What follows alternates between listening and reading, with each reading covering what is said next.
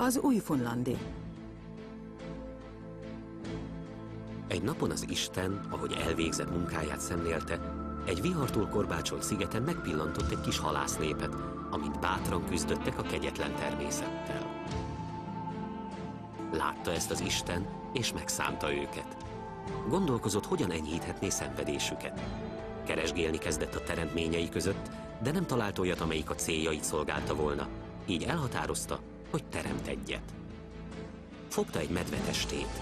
Az erős csontozat igen alkalmas volt a fáradalmak elviselésére, és a tömött bunda jól bírta a hideget.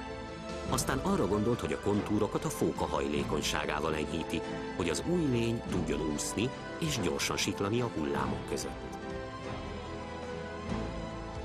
Tekintetét a tenger felé fordítva találkozott a delfinekkel, akik vidáman és kíváncsian követték a hajókat.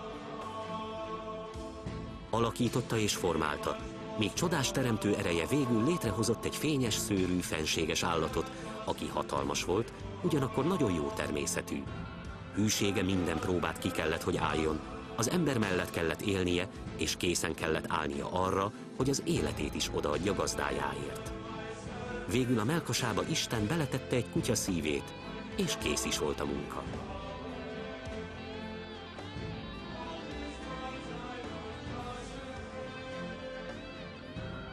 A vízért rajongó, hatalmas testű, aranyszívű újfunlandi egészen biztosan egyike a világ legjobban ismert és legnépszerűbb kutyáinak.